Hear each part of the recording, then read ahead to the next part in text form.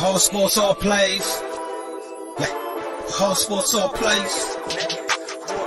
All sports, all plays. 365, we making the plays. You talking the game, get you through the days. We're high in the court, the dime in the lane. Variety topics, living the same. All presentation, sports information. In the airways, taking the nation. All sport, all plays, like working your faces. Grace at the field, so tie the laces.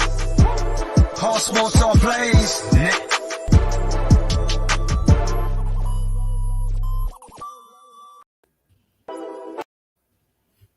What's going on, ladies and gentlemen? This is Aman Patel, and I'm here with Dustin, Stat Guy, Siri. We're on ASAP Recap. Dustin, how you doing today? I feel like I've just seen you not that long ago, but doing well. Yep, on the morning show, and now we're back again, premiering a new show here on ASAP Plus. I hope you guys are having a great day. So we talked a lot in the morning, Dustin, but we're going to kind of switch things up. We're going to go back in time a little bit. We're going to travel back to Week 18. I know everyone's looking at the playoffs, but we want to show you a different flavor. We want to give you, some of our favorite things that happened over Week 18. So, Dustin, what are some of your favorite things that happened during Week 18 of the NFL season? I'm going to just go and say everything. The NFL pretty much got what they wanted when they added this extra week. They added it basically kind of to get more money, which obviously they got. They added it to get that increased drama where you had teams that normally would have clinched a playoff spot in Week 17. Now they had to earn an extra week to win another game to get in the playoffs. And then you had situations like the Colts where all they had to do was win. And by losing, they opened the door up for three other teams. And that kind of made things interesting as the afternoon went on. And then just the way they had everything scheduled in Week 18, you had, I think, 4 set divisions played at 12 o'clock, 4 set divisions played at 3 o'clock. So everybody knew what everybody was doing as the game was going on. There was no secret as to what happened. You knew whether you were in, you knew whether you were out once the game was over. And I just think the NFL, I was a little skeptical on it when they did it. But now that they did it, I kind of wish this would have happened a couple of years ago just because it brought so much more intrigue to that final game of the season as opposed to years past. Yeah, definitely very intriguing. And we talk about that final game of the season, right? That's the way we want to go out every NFL season with the Chargers and the Raiders. That game, so many playoff implications because we all knew the elephant in the room was you take a tie, you're both in, right? And you saw when the Vegas got up early, then the Chargers came back, and then Vegas got up, and then the Chargers came back. You're saying, are they just doing this so it doesn't look like they're faking it? And really one of my favorite moments in that game was the Steelers. They showed a Steelers fan during overtime right before Staley, he called the timeout. He was so livid, the Steelers fan, because he knew they were just going to tie the game out. And I wanted to see him after Staley called that timeout because that's the guy I wanted them to focus on because the Steelers kind of got bailed out by Brandon Staley calling that timeout. And the thing with that is too, like, that is probably my the thing I hated most about the entire week in sports, but at the same time I loved it just because of how that game went. When Herbert tied that game up with no time left, I honestly thought Staley was going to send him out for 2 points since that's pretty much what he does anyways, and that's how they were going to win and that's how they were going to lose. They were going to go down swinging.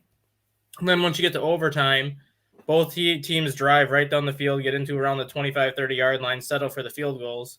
Raiders get the ball back with, I think, just over 4 minutes left. You knew the Raiders were playing for a tie, and you could see it. Like they had those couple big runs right away that got the ball right to midfield. But as soon as they got to midfield, Bisaccio and that offense kind of took their feet off the gas and basically said, well, we're here. We're in. Let's just kind of forget about winning this game, and we both get in. And you could tell all they were going to do, 3 straight runs. They were not going to call a timeout. They were going to let the clock run down, take the delay game, and do the same thing. But apparently Brandon Staley did not get that memo and decided to take a timeout with 2 seconds or with like 20 seconds left in the game, and then which changed the Raiders' mindset because even Derek Carr said it himself. It changed their mindset when Staley called that timeout. And if you watch the post-game handshakes after that game, Max Crosby went up to Austin Eckler and basically said, we were playing for the tie. And then you could just see Eckler's jaw drop going kind of off of this comment right here. You could just see Eckler's jaw drop because Crosby even said they were playing for the tie. And then everyone in the Chargers are just like, really? We literally called the timeout when we didn't have to. It was just wild. And again, when we had this extra game, we're like, is it going to mean anything? Are players going to play? And it was probably one of the most entertaining closes to a week that I can remember, at least in recent memory.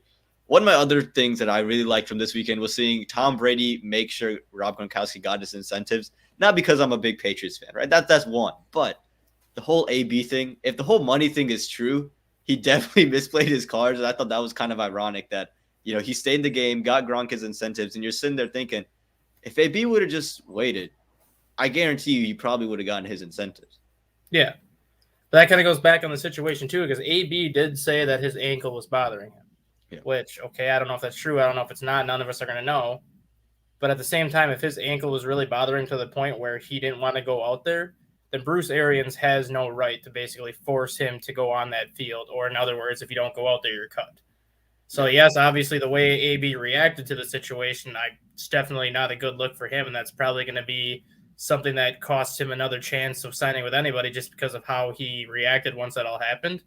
But at the same time, I guarantee that there's going to be like an open-ended investigation into the situation once the season's done, just to get all the facts, to find out if AB was telling the truth that he was hurt, to find out if Arians actually said what he said. Because if you listen to the Tampa Bay Bucks GM, I think it was Tuesday morning or Wednesday morning, they even said that he had an MRI scheduled for Tuesday morning. Why are you scheduling an MRI on somebody unless the ankle is really that bad? So to already have that MRI scheduled, that shows you that he was playing through some kind of an injury to begin with, which kind of rubs a little bit more salt on the wound and kind of puts a bad look on Arians as opposed to Brown. Oh, yeah, absolutely. It's this whole sticky situation, and there will be an investigation on that, I'm sure.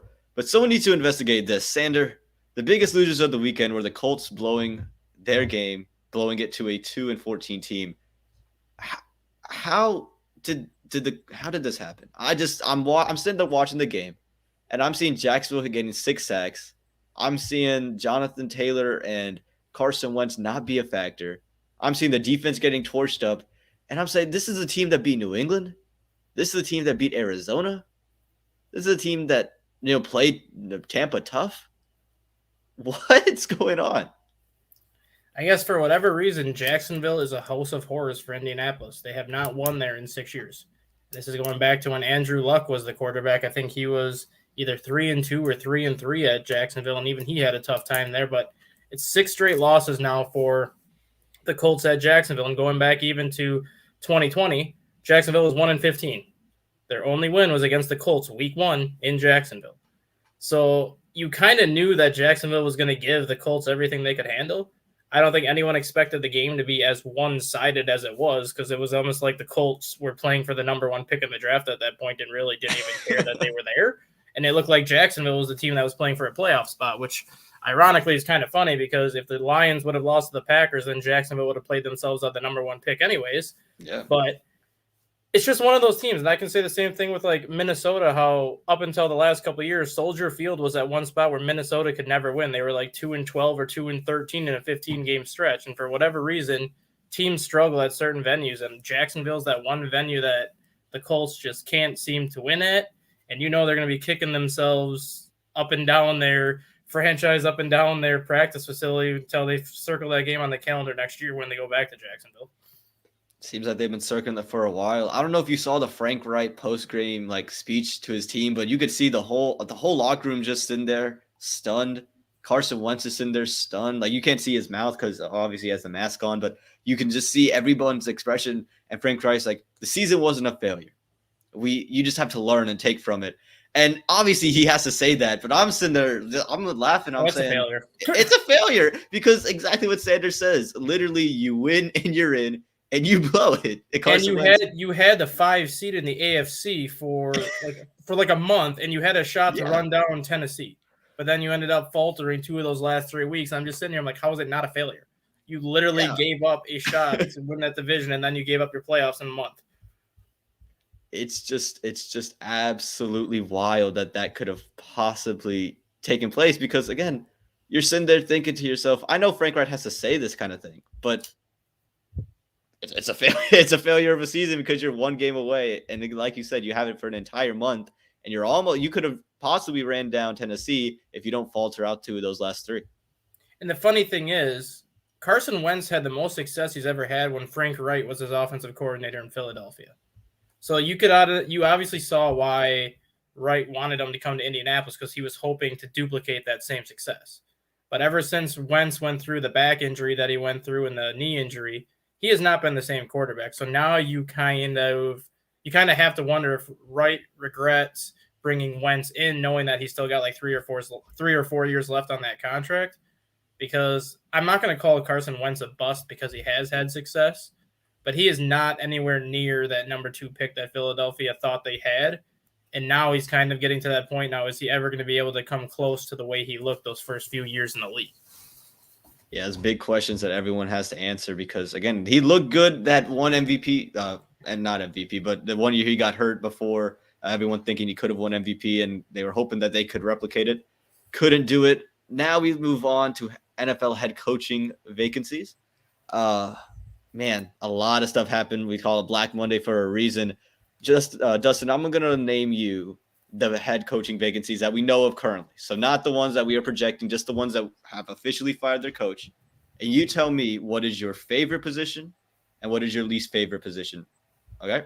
So you have the Chicago Bears, the Denver Broncos, the Miami Dolphins, the New York Football Giants, the Jacksonville Jaguars, the Houston Texans, and the Minnesota Vikings. So, Dustin, you're a head coach. You have your pick of all of these places. Where do you want to go, and where do you absolutely not want to go? Well, we'll just get the one where I don't want to go either way because that one's pretty easy. And on the morning show this week, I was saying how the Giants were such a difficult spot to go into.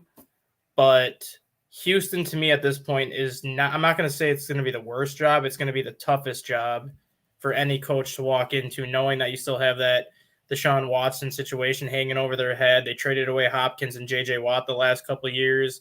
The coach you just fired yesterday, and he was pretty much told that he was going to be fired at the end of the year anyways. So what coach is going to want to walk into a situation like that knowing that they have absolutely nothing in that organization right now and are probably not going to have anything in that organization right now for the next couple of years? So that alone, I think, makes that job probably the most challenging one to take on. In terms of the most intriguing jobs, you got to put Miami, Denver, and Minnesota up there. Miami especially just because they have the most cap room of anybody. And let's just say they swing a deal for Aaron Rodgers and Devontae Adams together to bring him to Miami. Well, that immediately is going to be an attractive spot for free agents and anything. Denver's kind of in the same situation. They have, I think, the 3rd or the 4th most cap space heading into next year. They have all the pieces there. What they're missing is a legitimate quarterback.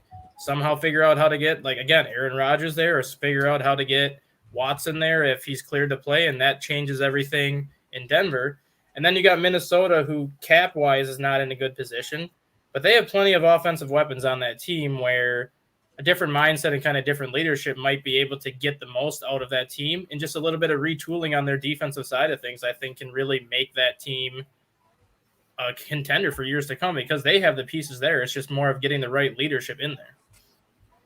Yeah, absolutely. So, Pride, welcome. I'm going to ask you the same question. I'm not sure if you heard, we're talking about the NFL head coaching vacancies, right? The places that are officially open. So we got the Bears, the Broncos, the Dolphins, the Giants, the Jacksonville Jaguars, the Minnesota Vikings, and the Houston Texans. So if you're a head coaching candidate and all of the teams they call you because they know you're a smart guy, they say, all of them say, Pride, we want you as our head coach. What is the one place you do want to go? Like, that's your number one option. What's the one place that you absolutely do not want to go? You tell your agent, I am not going there no matter what. Well, first and foremost, they won't call me because I'm not smart. But let's just get that one out the way. Well, honestly, it depends on what I want, right? Now, if I want to win immediately, then there's only 2 clear candidates, either the Vikings or the Bears.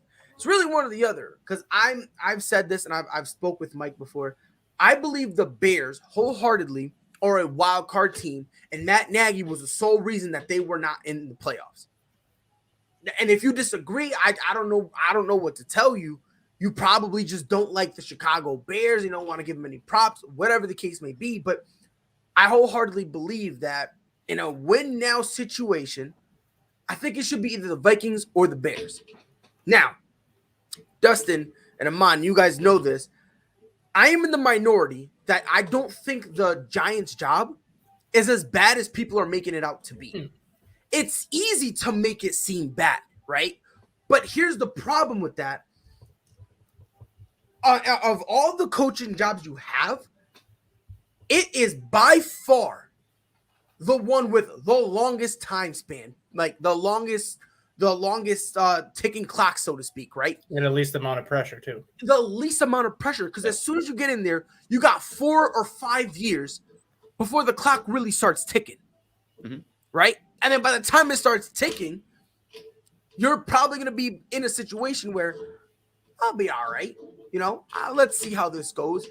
But if you want something longevity-wise, combine that with I want the most control, you should look at the Giants' position.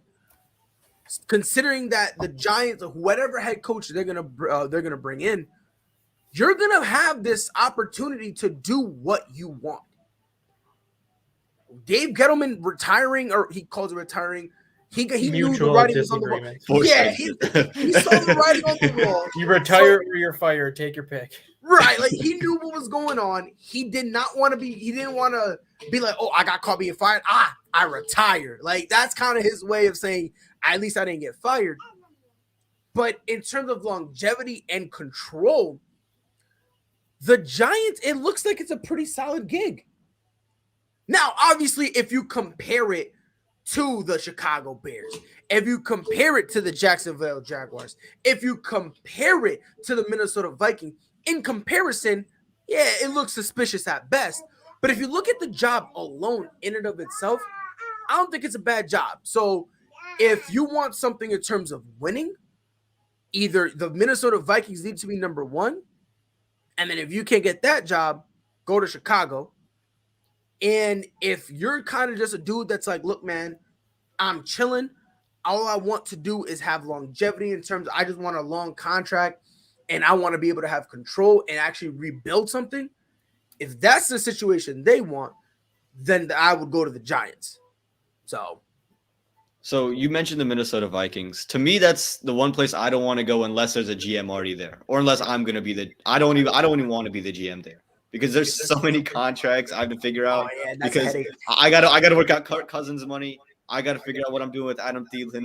Justin Jefferson's coming up. Dalvin Cook, he's injury prone and he's got a contract on him. So there's a lot of money tied up there. As you said, the Bears to me just make a lot of sense. You got a young quarterback. And the pieces are there. They're a wild card team. I wholeheartedly agree with you. And if you could get a competent coach in there, you're going to have success. I think the Miami Dolphins are an interesting option because you do have Jalen Waddle, and you're not really paying anybody, right? You have a lot of cap space. You don't pay a lot of guys. You do pay your two big-time secondaries, 2 guys in the back end. But you don't pay too many pieces. Now, you do have an overarching GM. But I think the pieces are kind of there. And if you do believe in Tua, you can make it work. But that is the issue in Miami. You have to believe in Tua Tagovailoa. That's why Brian Flores reportedly got kicked out because he was very open. I want Deshaun Watson. I don't want Tua Tagovailoa. So control is not something you're going to have when you talk about Miami. Jacksonville, I think you'd have a lot of control. I think, and the one thing that has that New York doesn't, a quarterback that I kind of believe in, because I don't believe in Daniel Jones, but I believe more. This was the year you would have found out if you can believe in Daniel Jones. You know what I mean? Like I was like going into the season, I was like the only question mark with the Giants was their quarterback position. How wrong was I, brother? And the sad part is Daniel Jones is going to get a mulligan for one more year because he was 4-6 at one point and on one game out of the playoffs, and then he gets hurt and doesn't play the rest of the year. So he's going to get a mulligan for that alone because Giants were in the playoff conversation up until he got hurt. Yep, which is true. And again, for all we know, if the Giants got it together, for all we know, they could have been where the Eagles are. For all we know. Yeah. You know what I mean? So but you said something perfectly, Amal. When it comes to Miami, they're not going to care what head coach they get. The number one question they're going to sit you down is, do you believe in Tua? If they say no, interview's over. If they say yes, then you got the job. That's kind of just like the linchpin. Now, mind you, I'm a Tua guy. I like Tua. I rocks with him. That's my boy. I call him Lefty Larry for a reason. You feel me? Because he throws with his left hand. But again, man, the reputation of Tua right now, it's not good. And let's be fair, he never had a good reputation coming off that hip injury. And now to find out that Brian Flores, who people like and people respect, he left because y'all didn't want to move on from Tua. It's this weird murky situation where now they're kind of in this position. I can't remember Aman. I don't know who said it this morning, but somebody basically said that they had fired Brian Flores because if they got rid of Tua, the upper management would have looked dumb. Yeah, that was goodness gracious. I think it was either Mike. Jay or Mike. Yeah, Mike. Yeah. Mike. Yeah. So, Mike had said, they got rid of him because if you get rid of Tua, you now look dumb. Yeah. But the problem is, it's not that if you get rid of Tua, you look dumb. It's who you get rid of him for. If you go and draft a rookie, yes, you look dumb. If you trade Tua for Deshaun Watson, you don't look dumb. Amon, Dustin, I love Mac Jones. But if we could trade Mac Jones for Deshaun Watson, Amon, you're with me here. As long as I know he can play, 100%. I don't think it's dumb for them to trade him. It'll just be dumb to see who do you replace him with. Yep. And for some unknown reason, the Miami Dolphins organization, they don't think like that. They just thought if we get rid of him, we're dumb. Meanwhile, Brian Flores is like, look, fam, you got to pick between me or him. They picked him, and Brian Flores is chilling. Let's make no mistake. Yeah, he's chilling because he's going to end up getting any job. I wholeheartedly believe this. He is the best free agent head coach right now. 100%. Oh, yeah. And that's the crazy part. He wants. That's the crazy part. You fire a guy, and immediately he is the hottest head coaching option on the market. Not even close. And let's be fair, like the next hottest one was what? I mean, what you can make an argument. Eric Bieniemy, maybe Byron Leftwich, Kellen Moore, maybe. Yeah. Now all of a sudden, and mind you, those were all maybes, right? Yeah. Now there's a de facto number one head coach who could literally just get whatever he wants. Like I think Brian Flores will get he's going to get a percentage of a team. He'll get a percentage. He'll be like, yo, you want me here? I got to be part owner. Part owner. So yeah, and the sad part is like what you were saying, how like the ownership's gonna have to wear it if they were to trade Tua or got rid of Tua. But at the same time, Brian Flores didn't even want to start Tua last year. He wanted to stick with Ryan Fitzpatrick because he didn't trust that Tua's hip was in a position where Tua should have been playing last year. And yet the Miami Dolphins go 7-3 with Ryan Fitzpatrick starting last year, and then they went 3-3 with Tua starting. But out of those 6 games that Tua started, how many games did Ryan Fitzpatrick have to come in and bail him out because he was 7 of 19 for 62 yards passing? Yeah. So obviously Flores knew that Tua wasn't ready last year, wanted to stick with Fitzpatrick. And then obviously he didn't like what he saw in training camp out of Tua, which is what prompted him to want Watson. So can I ask a quick question real quick? Yeah. I wanted to, so is it fair to say that last year they would have had a better chance of Ryan Fitzpatrick than with don't start this. Hold on, no, wait a minute. Hold on, Amon, relax, brother. Relax here, brother. Relax. Yo, we're cool, fam.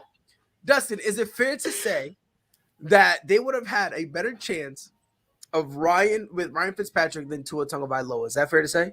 Yeah. Okay. They were 7-3 with Tua as a starter. I'm not doing nothing else, Amon. Stop it. Amon, if I step on your foot and it hurts, don't say out because then no one knows it hurts, my guy. Even though that 3-3 record goes on Tua's record because he started those games, Ryan Fitzpatrick won all 3 of those games that Tua won because he had to come in. So basically, you can say that Ryan was 10-3 and Tua was 0-3 last year. One more win for Miami, they go 11-5 and get in the playoffs. So if you stick with Ryan Fitzpatrick a little bit longer, he might not be the greatest quarterback in there, but he's definitely a gamer that gives you exciting moments. He's a gamer that gives you. So, Dustin, would it be fair to say that you rely on Ryan Fitzpatrick for just one game? For one game, I think you could. He might not win it, but he might not lose it. Dustin, can I ask you a question? No. I'm going to ask the question. Would you rely on Ryan Fitzpatrick or Joe Burrow for one game?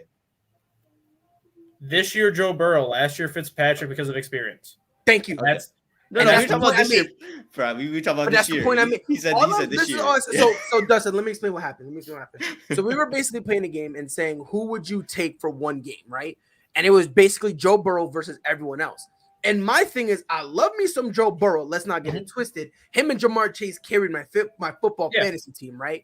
But for one game, I personally, I would take Ryan Fitzpatrick because Ryan Fitzpatrick made his name and his reputation based on if you need one game, he balls out for you. And Am I crazy for thinking that, Dustin? No, look at week 16. Look at week 16 against the Raiders last year. I think it was Max Crosby that completely turned his head around sideways. Fitzpatrick flings the ball 40 yards downfield and put him in the Hall of Fame. Put him in the Hall of Fame for that. That pass. Isn't it in the Hall of Fame or something? I feel like that pass. Like, do you know what happens if Tua attempts that? If Tua attempts that ball's going 20 yards backwards because he's not going to have any idea where he is. Wow. Free Tua. Wow. Free Tua. Yeah, man. free Tua. Oh, my goodness. I don't think Tua's that bad. I don't. I just think, I like Tua. I think the future for him, I think he's got a good future, Obviously, he just needs someone who believes in him. And, let's believe in him. Let's see what his flaws are. Because, again, he's in his second year? Yep. Yeah. We got, you know what I mean? We got to relax and stop pretending like he's an 8-year vet. And you could even argue that this is his first year because it's the first year where the job has been his start to finish, and it hasn't been start with Fitzpatrick, go to Tua, go to Ryan, go to Tua, go to Ryan. Like this is the first year where it's been his. So you could argue that this is actually his first year. I mean, if I'm Miami, I just trade him though. I know I would because think about it. If y'all don't really rock with him like that. But the GM rocks with him. The GM he's a Tua guy. I don't know if he's a Tua guy because he drafted Tua and wants to save his own butt, or if he's like, this is the guy. I think it's more of he doesn't have a choice. He drafted him number 6. He's got to live and die with Tua for the next couple of years until they figure out what they got. Yeah. So all right. So we're gonna jump a little bit.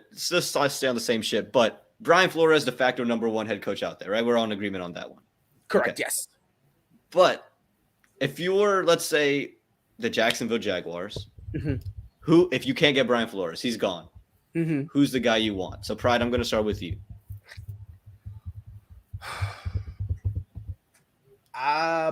Look at Byron Leftwich. I know they interviewed Doug Peterson. Yep. I know they interviewed him. This morning, on the morning show, Damien said something in the comments. Damien said something interesting. David Culley to Jacksonville. And I didn't know how to react to it at first, right? So I didn't say nothing, and I sat on it. But if we're going to be honest, in Jacksonville, you don't need a great head coach. Let's be fair here, right? Like, right now, you don't need a great head coach. You need a PR guy, right? Like, you need a guy to pick up the wild pieces that your boy Urban Meyer, who, by the way, I don't care what no one says, just for him kicking that kicker in the leg, Hall of Famer. All right, let's just. He's going to go into the Hall of Fame for being the worst coach ever for the stuff. 100%. We know. Hall of Shame. Hall of Shame. Yeah, we need to have a whole wing of Hall of Shame, right? For literally doing, because they gave this man a list, and Urban Meyer did everything you're not supposed to. It was fun. But I think you just need a guy who can go there, has an idea of what he's doing, right? But can create a good environment, a good culture, something about positivity, because let's be honest here, man. Whoever comes in has a mess to clean up because Urban Meyer literally put a brick wall between the coaching staff and the players. And then when he looked around, it was like, people. He then built a brick wall around himself. So now you need someone who's going to come in, knock all those walls down. But then just knocking those walls down won't be enough. You need to actually continue to work through it and prove that, look, man, this ain't a front. Like, I understand Urban Meyer put up a great front to pretend he was a great guy and all that stuff. This is not that situation. I'm cool with y'all. I rock with y'all. Let's go build something and move on. So maybe a guy like I've heard people say Eric Bieniemy there, but I don't think after doing some thinking, I don't think Eric Bieniemy is leaving Kansas City. I think he's just gonna stay there, try to take over for Andy Reid. I do like Doug Peterson over there because he's a guy who not only holds everyone accountable, but he's also nice. He's personable. You can go up to him and talk to him. You know what I mean? Like, he'll talk to you, he'll explain stuff to you. He's not the type of dude that if you mess up one time, he benches you. And that's what Urban Meyer was starting to do. And it's weird because whatever guy you need in there, he also needs to understand, look, man, we're horrible. Let's just get that out the way. We're a bad team. We're in a position where we need to build from the ground up. We need to see what we got and go from there.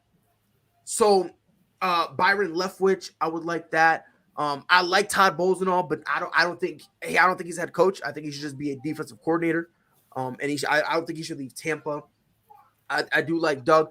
I heard Kellen Moore, which I put Kellen Moore in the same category as I put Eric Bieniemy. Do not leave, because when the head coach there ends up leaving, which for all we know, with how Jerry Jones is with outside people, he'll fire Mike McCarthy tomorrow.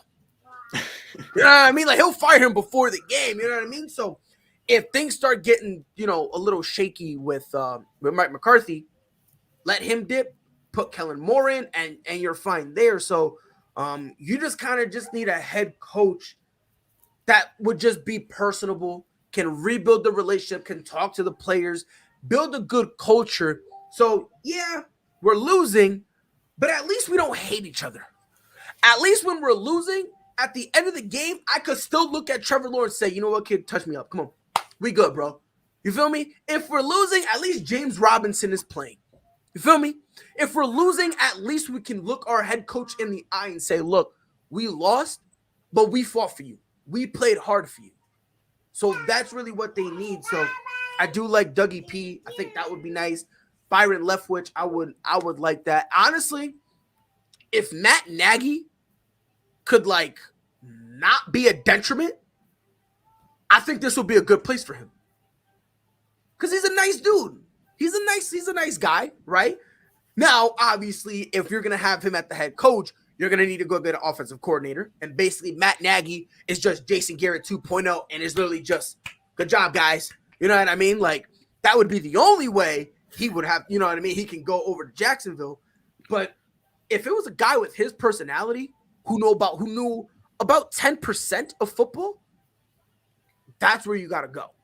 So, again, you don't need the smartest guy in the world. You just need someone who understands, you know what, dry humping somebody in public when I was supposed to be on a plane heading back home, not a good idea.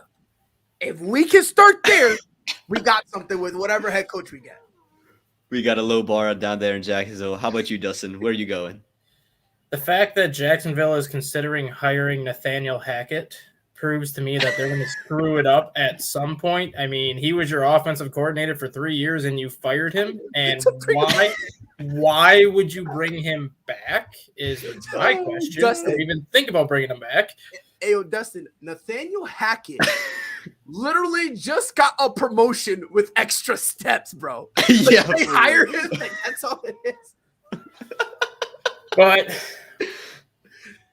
I like a lot of the names Pride said. I mean, I have Doug Peterson, I think, is my favorite to go to Miami, mainly because he worked with Carson Wentz in Philadelphia. Nobody was really sold on Carson Wentz after his rookie year, but then you put him with Doug Peterson and he plays like an MVP for 2 years up until he gets hurt.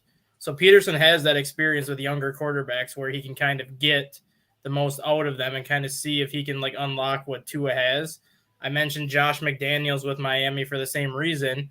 McDaniels has Mac Jones right now, working with a younger quarterback, kind of tailor that offense around Mac Jones and his strength. Go to Miami, tailor the offense around Tua and his strengths. Let's just say Miami would trade for Aaron Rodgers. Well, Josh McDaniels worked with Tom Brady. He's worked with an experienced veteran quarterback before, so it's kind of a win-win situation for that. If I'm Jacksonville, though, my go-to guy would be Byron Leftwich. He got you to the playoffs as a starting quarterback with Jacksonville, got him to the AFC Championship game with Byron Leftwich. And it's kind of like that home sweet home type of story where Leftwich, he was in the league for 12 years, but his most success he ever had was in Jacksonville. And after he left, the Jaguars had that one good run with Blake Bortles. Otherwise, they really haven't done anything since he left. Why not bring a guy back that's had success in that organization and just try to have the same success just from a coaching side of things? Hold on, Dustin. Just let me throw it out there. Yo, free Blake Bortles. Don't disrespect my guy like that, bro. He's goated, bro. He's goated. His most famous pass is the one Stephon Gilmore batted down. All right, so let's put the brakes on that one. For me, Yo, that's so foul, G. If I'm looking at it from a Jaguars perspective, I like a lot of the names y'all mentioned. Doug Peterson, I like that interview from them a lot.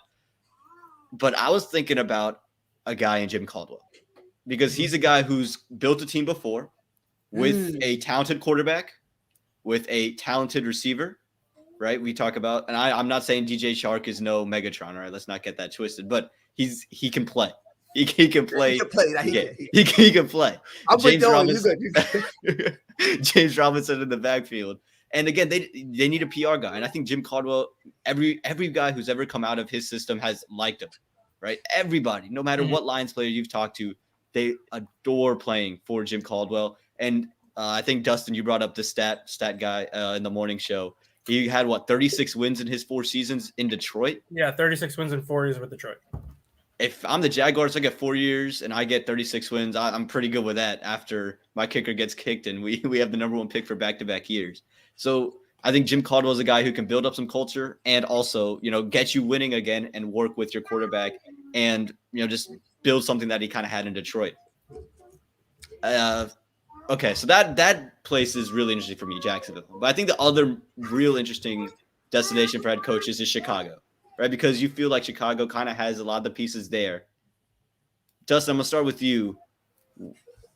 Which head coach should go to Chicago? Again, we know that Brian Flores, if they can go get him, obviously number 1 guy. But outside of Brian Flores, where do you go? So I think Brian Flores is going to end up at Denver. I've said that for the last couple days just because Denver, to me, is 1 quarterback away. Well, if he's really sold on getting Deshaun Watson and Deshaun Watson can play, bring that to John Elway's attention and he'll pull the trigger and get you Deshaun Watson. And then you have Tim Patrick, Cortland Sutton, KJ Hamler, Jerry Jeudy, Noah Fant, and then you get the running backs and you pair it with Deshaun Watson. Have some fun over there in Denver. In terms of what Chicago, I honestly like Todd Bowles as an option. I know a lot of people don't think he's head coach material, but you sent him to the New York Jets for his first job, a freaking dumpster fire of an organization. So, of course, he's not going to have a lot of success over there. I think in a right situation, he could do well. I'm not saying he's going to be a great head coach, but I think he can at least give the Chicago Bears some stability and at least make them more of a competitive, hard-nosed type of team. I don't know. And I don't know if it's just me, but for some reason, I still think Jim Harbaugh may be tempted to leave Michigan. Maybe tempted to return to Chicago where he was a quarterback, maybe tempted to come to an organization that he knows what it's like to win in Chicago because they were actually a winning organization when he got there in the late 80s, early 90s. I think if you give Jim Harbaugh Justin Fields, I think he could do similar things to what he did in San Francisco with Colin Kaepernick. Obviously not having Fields run like Colin Kaepernick did the 1 year they went to the Super Bowl, but it's a very similar style quarterback, a guy that can run, a guy that's extremely fast, a guy that's got a great arm, and he's got the offensive pieces there where he's gone 44-19-1 as an NFL head coach, 3 consecutive NFC championship games, a Super Bowl appearance in 3 years. You can't really duplicate that success overnight, and as much as people say they don't want him, the success and the numbers don't lie for what he's done in the NFL. He was a terrific head coach in that brief time in San Francisco, and if he is tempted to leave Michigan for any NFL job, the Bears got to get on the phone with him and see if he wants to come to Chicago because I think the fans and everything would love to see him back there, and I think that'd be a perfect role for him. Okay. Well, Ryan, what you feeling? So I don't think Jim Harbaugh is leaving Michigan. The only reason I don't think so is, and I think you guys were here. I think you too, Dustin. I said before that when Michigan played Ohio State, if he lost, I didn't think he was going to get fired. I thought he was going to quit. I think if he had lost against Ohio State, then sure. And I said this before that game. If Michigan wins, this buys him 3 more years. Easily. Yeah, it buys him. Yeah. Because think about it. Next year, they'll be like, oh, we beat them last year, right? Yep. Year after that, it's still, okay, they beat us 2 years in a row. It's whatever. Then the 3rd year is when people are going to start wanting to crave it again before now all of a sudden he has to win now. And then after that, he's got 2 more years, right? Mm-hmm. So I think because he won that, because we make this joke all the time. When he had his contract, there was 3 bullet points on his contract. The first and foremost, his number 1 objective, beat Ohio State. 2, make the championship game. Maybe win if you feel like it. We'll see how you feel. And then last one, bring in 1 or 2 guys a year, that big name value. That's really where his 3 jobs, right? So I think with him winning it, I think that him winning beating Ohio State, I think that is going to keep him around. Maybe if a team throws him money, sure, maybe, but I don't think so. Especially when you look at a lot of other coaches out there that, that will be out there. Brian Flores, I think Brian Flores is destined to go to Houston. That's just me. I think that's really where he's gonna go. Dustin, I think was it you I was talking to? Where somebody I was talking to said, why would he want to go to Houston? He's going to want to go to a place that he's already built. Yeah. That was you, right? Yeah. Where he already built and solidified. And my rebuttal to that was, well, I don't think he would mind rebuilding something as long as he has the actual power to. Because people... And that's the only thing that I don't like about Houston, too, because if he was trying to get Watson from Houston to Miami, do you honestly think Houston's going to hang on to him if he goes down to Houston? And that's kind of why I kind of like and I Houston think so. I think if he goes to Houston, they'll tell him we can't keep Deshaun, and he'll ask, okay, but can I get a saying in the next quarterback? And if they say yes, he'll go, okay, fine, I'll live with that. You know what I mean? Like, obviously he wants Deshaun Watson. That's his number 1 guy, right? But if he can't get him, he'll ask him, look, are you guys actually going to give me the chance to get my own guy? If they say, yeah, I think he'll be able to live without Deshaun, and he'll kind of, try to figure something out. I just hope and pray he doesn't reach in the draft because, there's a couple people out there who think this draft is so full of quarterbacks, and I'm like, you're out of your mind. Get Carson Strong in the 2nd round and go with that. I said this before, dog. Any GM reaches for a quarterback in the 1st round, you should get fired. I said that, and I wholeheartedly believe it. But what team were we talking about again? Chicago. There it is. I think at the end of the day, even though I think either Dougie P or Byron Leftwich is going to end up in Jacksonville. Whoever doesn't go to Jacksonville, that's who ends up falling to Chicago. I wholeheartedly believe that. I believe one of those 2 guys is going to end up going to Jacksonville. Whoever doesn't get it, goes to Chicago. Both decent thing. And me personally, if in a perfect world, I think Doug Peterson would go to Chicago and Byron Leftwich ends up going to Jacksonville. Byron to Jacksonville, like Dustin said, you're going full circle. You know what I mean? The most success you've ever had was when you were in Jacksonville. You never really wanted to leave. But now that you're coming back, your first legitimate head coaching gig, you're going to an organization that you love, that you have this strong passion, strong feelings for, a situation where you want to make sure they succeed. So you're not going to do anything wrong. You're not going to do anything dumb. I believe that right there, that just writes itself. If Byron Leftwich doesn't end up in Jacksonville, then there's like a supervillain behind the scenes that will not let us get what we want, right?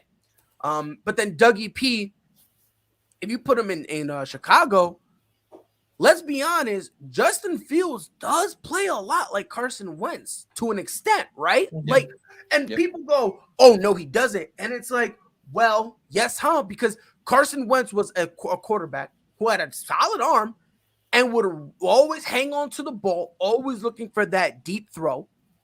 And if nothing would happen, then he would get mobile. Oh, my bad. Sorry. I just accidentally also described Justin Fields. Like, they're very similar. And if you look at their year 1 stats, 7 and 9 for Carson Wentz, and Justin Fields was, I think, 4-7 or 4-8, but their numbers were almost similar. Wentz threw for more yards and had more touchdowns, but other than that, the record-wise, it was the same. Yeah, like a lot of the stats are like eerily close. So, yep. You put Dougie P there. Now obviously it was Fred Reich who kind of molded Carson Wentz into the quarterback. How'd that work out in Indianapolis for him? And that's where I was gonna go to because, but again, I think that's a little messed up to say that, only because you got Jonathan Taylor back there. Like, I don't care who your quarterback is. It could be Aaron Rodgers. We're running the ball. Like, you know what I mean? Like, that's just me, right? And But I just think Doug Peterson, a guy who holds everybody accountable, but at the same time is approachable, a guy that you like, and a guy that you'll listen to because not only does he know what he's talking about, but he's got a Super Bowl championship ring to his pedigree. Just throw that on the table and say, hire me, fire me. I don't care, bro. I'm cooling. You know what I mean? So he goes in there immediately. Now let's say there's no quarterback, because we were talking about this earlier, how Nick Foles was kind of teaching Justin Fields some stuff. Let's say Nick Foles walks. Let's say you trade him, right? Because I think he has 2 more years left. Let's say you trade him for some reason, right? Andy Dalton, he leaves, right? Now, instead of having no quarterback he can turn to, he can go, okay, I'll go to Doug Peterson. A guy who knows what he's doing, knows what he's talking about. So in a perfect world, that's where I would have the two. Now, Dougie P in Jacksonville, that still fixes a lot of their problems. You still have a respectable head coach who knows what he's talking about, good PR guy. So you have all that stuff. And then Byron Leftwich over in Chicago, again, a guy who's personable, a guy who can play or who can show Justin Fields how to properly play. So either way, you know, I think they're fine either way. But in a perfect world, I got Dougie P in Chicago and Byron Leftwich in Jacksonville. I had another option for Chicago too that I did a column on yesterday. The Chicago Bears interviewed Jim Irsay today for their GM job. For those who don't know where Jim Irsay is right now, he's the assistant general manager with New Orleans, and he's also the VP of their college scouting. Let's just say he gets the job. Sean Payton is from Chicago. Does Jim Irsay try to trade for Sean Payton and bring Sean Payton from New Orleans to Chicago? I mean, why not? If you can make it happen, you can make it happen. And if you want a quarterback in a system, that's the system you want the quarterback in. I don't know how likely that is, but if you can get that done, that's absolutely something you got to go get done. For me, though, when I'm looking at Chicago, Doug Peterson was a name that came to mind because Justin Fields and Carson Wentz are fairly similar, as Pride mentioned. And then there's another name that kind of Brian Flores, I think, is going to end up in Chicago. If I'm being completely honest about it, I think he's going to end up in Chicago. I think the defense is there for him. I think he likes the quarterback in Justin Fields, and I think they're going to give him a lot of ability to really take control of the team. But for me, I was thinking Josh McDaniels to Chicago. It's kind of a sleeper thing, and I know a lot of people don't think Josh is going to leave New England, and I can understand why, because you want to take over for Bill Belichick. I don't know if Josh is going to take over for Bill Belichick though, because his son climbed from scout to defensive coordinator in a year. And to be fair, if you watch the sidelines, there's times Bill Belichick is letting his son call some of the plays. That's what I'm saying. So Steve Belichick has made some jumps scarily quickly if you're Josh McDaniels. I'm not saying that Bill's conspiring or anything, but the way he's jumping the ladder just kind of feels like there's something like Bill saying Steve is going to be the next head coach here. If I'm Josh and I know that's the case, why not go to Chicago? Why not get myself a young quarterback who doesn't have some of the limitations that a McCorkle Jones has in terms of the legs and the arm? I know, Pride. I'm sorry. That's all good, man. You called him McCorkle. It made my day. I had to even it out. I softened it before you. But he doesn't have some of those limitations, right? So if you go there, you got to kind of build an offense around. And he likes those guys. He drafted Tim Tebow because he thought Tim Tebow could be a guy I could run around and make all these crazy throws. Justin Fields can be that guy who can run around and make crazy throws. The defensive pieces are there. I don't know. To me, if Josh McDaniels wants to leave, this is the place I leave. If you're Eric Bieniemy and you want to leave, I don't think Eric Bieniemy is going to leave. I think Josh is more likely to leave. But this is the place, if I'm an offensive coordinator, I would want to go to Chicago. And you're not crazy, Amon. Look, Chicago is it's a very appealing job.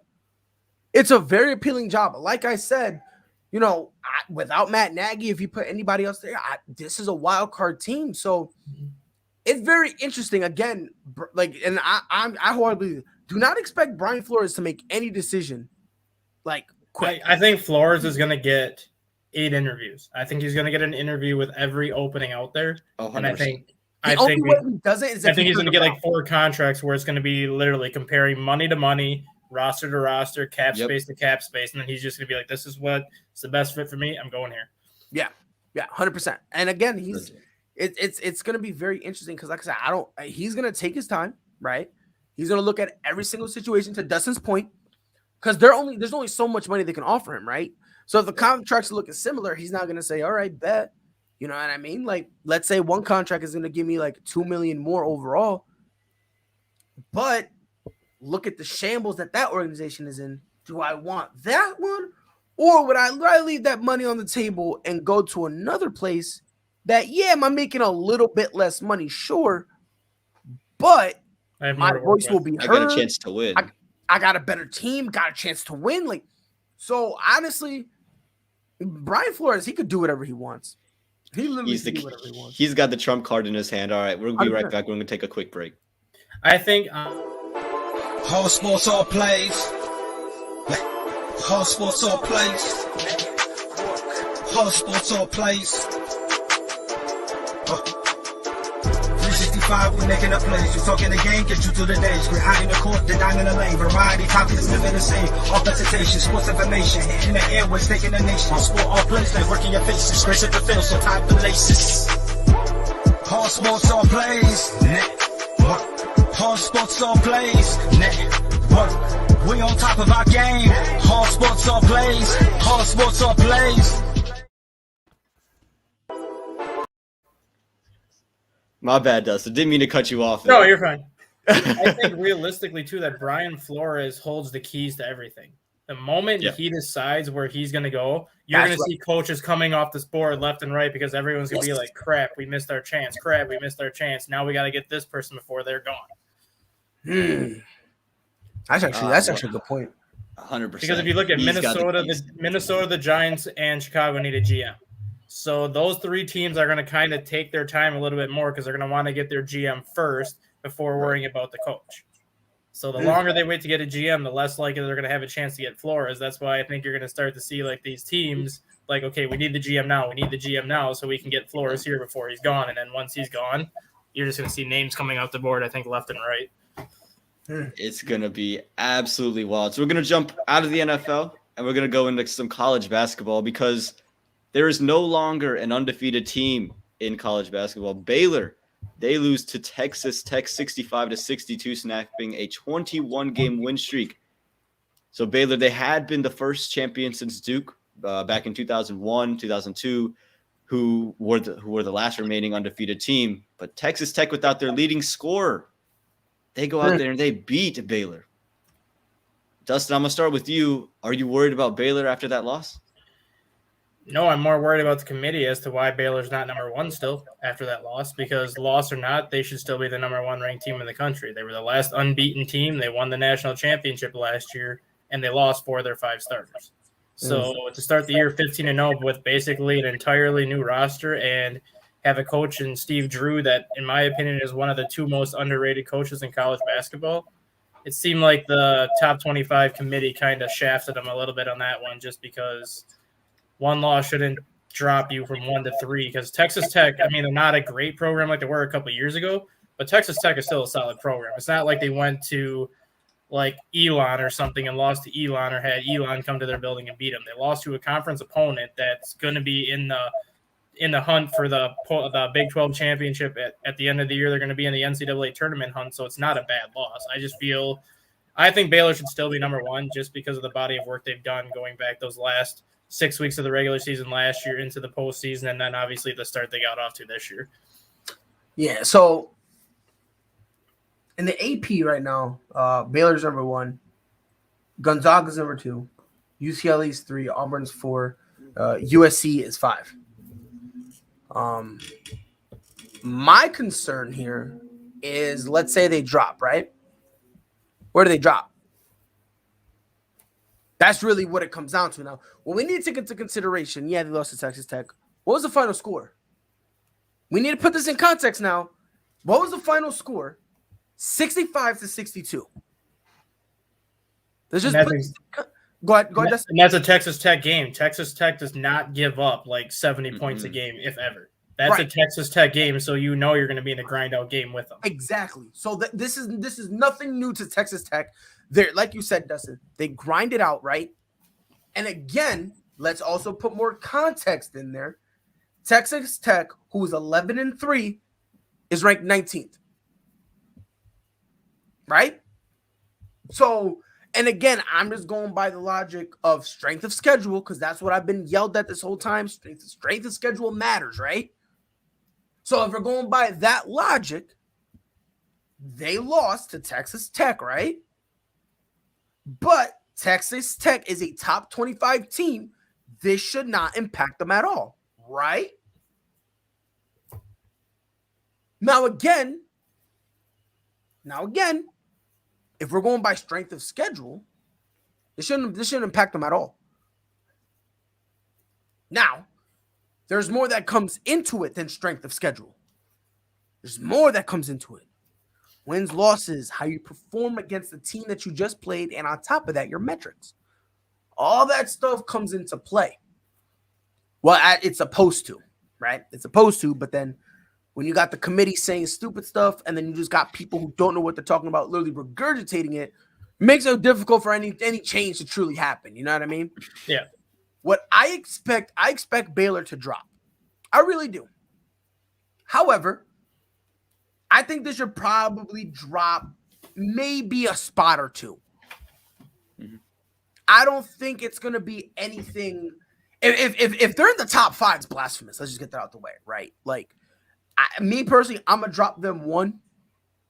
Because, again, you lost. There needs to be some sort of ramification for that. You know what I mean? Because we need to value wins and losses. However, it was a close game, real gutsy. They messed up by playing. They played down to Texas Tech's level, and I don't mean that in terms of a talent perspective. I mean that just from a play style perspective. If you watch Texas Tech, they play real slow. They milk the clock out. They play gritty and all that stuff. And Baylor, they messed up by basically letting it rock. They basically let that rock, right? And again, not to say that they can't play at that level, right? Not to say, but against Michigan State, they dropped over 70. UAPB 99. Oregon 78. ALCN 94. They dropped triple digit against Northwestern. So when you really look at it, like, they're a team that, you know, they want to score over 70 points, right? Mm-hmm. But when they can't score over 70 points, you kind of see them enter this weird limbo state. Like, even against Villanova, it was 57-36, but it's not like they just, if I'm not mistaken, after after halftime, it was just brutal. It was brutal. So you just really saw Baylor kind of just milking the clock away. That's really what it was. It really wasn't them that's how they wanted to play. They were just milking the clock out because they felt bad, right? Yeah. But more times than not, they want to try to score 70 plus. And again, if you put yourself in a position where you're they didn't even get to 65, but then you're now playing this different brand of basketball that A, you're not accustomed to playing, and B, a brand of basketball that falls perfectly into the hands of your opponent. At that point, you're just begging for the loss. Should they drop down? In my opinion, I believe they should, but nothing too drastic. Like I said, I think they should just drop 1, maybe 2, if you want to make a statement or something like that. But I'm not going to sit here and say they need to be booted out of the top 5, because to Dustin's point, this is their first loss. This is their first loss. If I'm not mistaken, I think there's only 2? There's only 2 undefeated. There's 4 other teams that have 1 loss. Right. And let me see. The poll that I saw this morning, I don't know if it's official, but the poll that I saw this morning has Baylor at 4. They have Auburn at number 1, Gonzaga at 2, and then somebody else at 3, because Auburn's 15-1 also. So I can't remember if that was. They dropped them. So the one you're looking at, they dropped them at 4. They dropped them to 4. They moved Auburn That's to 1. Excessive. They moved Auburn to 1 because Auburn's got the 15 wins also. Gonzaga stayed at 2 because they have 2 losses, with one of those losses against Duke. And then I think UCLA is 3. UCLA would probably be 3, yeah. Jeez. That is so that's excessive. That is excessive. And right? It's to your last point, Pride. They had to play a totally different style of basketball. And to rope it in with Dustin's point, they have 4 guys that they lost from last year. So they got a young team. That's just, they go out there and play like they're a young team. They go out there, they play fast, physical, and they just go try to score as many points as they can. You got to try to change it up mid-game. It's hard.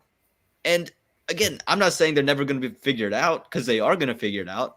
But it takes some time to figure things out, especially for young kids trying to come in here and do it. But dropping them to 4, I agree. Okay, maybe they dropped to 2. Right. I still think they're probably the best team in the nation. But if you want to drop them to 2, drop them to 2. Fine. But to 4? You tell me UCLA is better than a Baylor? I don't know about that one, Chief. Bro, okay, hold on. So, all right, so I'm looking at another one. And it's Auburn at 1, Baylor at 2, Gonzaga at 3, Michigan at 4, Wisconsin at 5.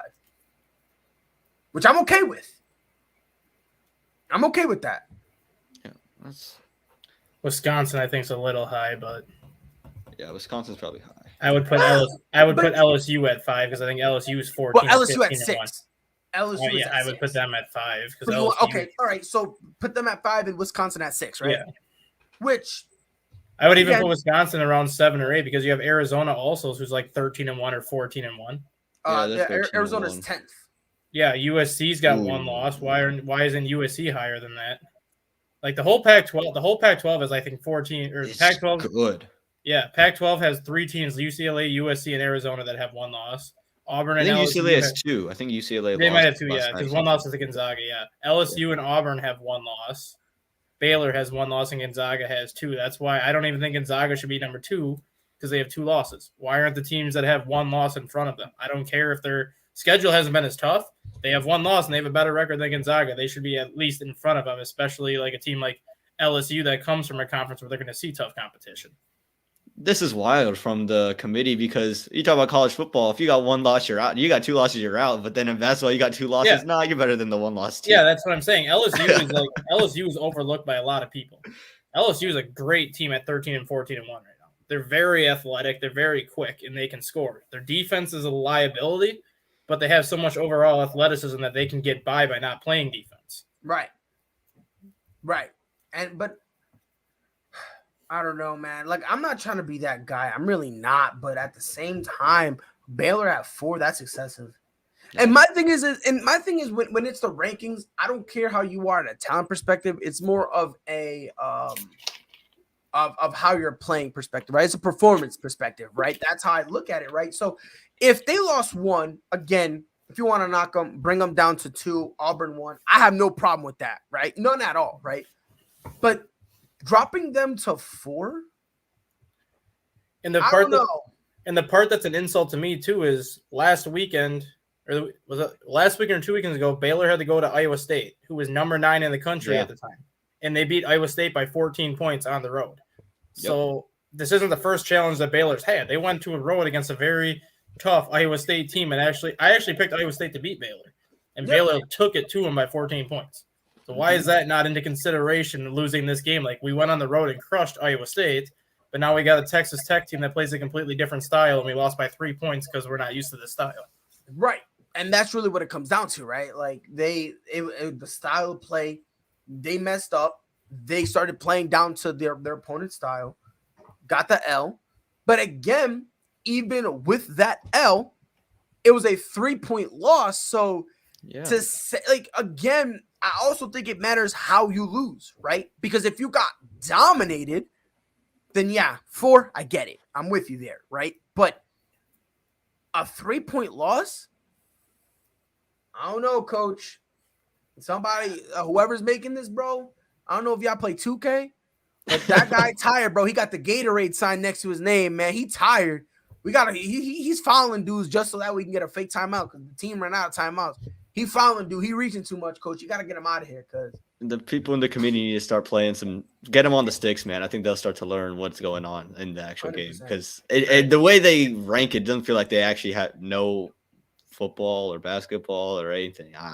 Again, I'm not trying to be mean, but you talk about 2-loss teams over these 1-loss teams. Yeah. You talk about how they don't take the consideration of Baylor beating Iowa State, who at the time was people talking about they could be a top 5 team in the nation if they win a couple more games, and then they absolutely toasted them. It's absolutely ridiculous what the committee's doing at times. And that's what I felt about Gonzaga for so long, up until the last couple of years. If you look at how Mark Few used to schedule his games, his non-conference schedule was so easy every single year that you knew they were going to be 14, 15, 16-0 heading into conference play. And then they might lose one game against St. Mary's here and there, and then lose another game against another team. So, yeah, they're 30-2 every single year, but they would lose in the Sweet 16 for a reason because they didn't have a hard strength of schedule. So every time, like up until like the last couple of years, whenever they would have Gonzaga ranked in the top 4 over these teams with 1 loss, I just sit there and I'm like, why? The Gonzaga doesn't play anybody. If you're going to give yourself cupcakes all year, I hope you're 16-0 in non-conference play because you're a better team than who you're playing. Interesting. I don't know, man. I just work here. I don't. Yeah, it's like as Pride says, what a time to be alive, right? For myself, Pride, and Dustin, it's been a pleasure to have you on this first episode of ASAP Recap. Pride, any last words for the people? We're going to the Super Bowl this weekend. By the way, for those of you who don't know, I'm a New England Patriots fan. We're not going to the Super Bowl, but this game against the Bills, it's my Super Bowl. We're gonna win, and after that, McCorkle Jones going to hold up an MVP trophy, which is just gonna be the football. He's like, I have my first playoff win, but we're gonna call that the MVP trophy, and then we're gonna ride to the sunset, and we're never gonna be seen or heard from again until Michael McCorkle Jones goes get his Rookie of the Year award. Dustin, how about you? Any last words? Nope, just going to wish everyone a good weekend this weekend. Enjoy Super Wild Card Weekend. If it's anything like Week 18, I'm sure we're going to have a lot to talk about next week because I'm sure some teams that weren't expected to lose, if they lose, it's going to be interesting. Yeah, it's going to be great. Enjoy Super Wild Card Weekend, everybody. Stay safe. And for all of us here, we'll see y'all later. All sports, all plays. All sports, all plays. All sports, all plays. 365, we making up plays. You talking the game, get you to the days. We're high in the court, the dime in the lane. Variety, topics, living the same. All presentation, sports information. In the airways, taking the nation. All sport, all plays, they working your faces. Grace at the field, so tie the laces. All sports, all plays.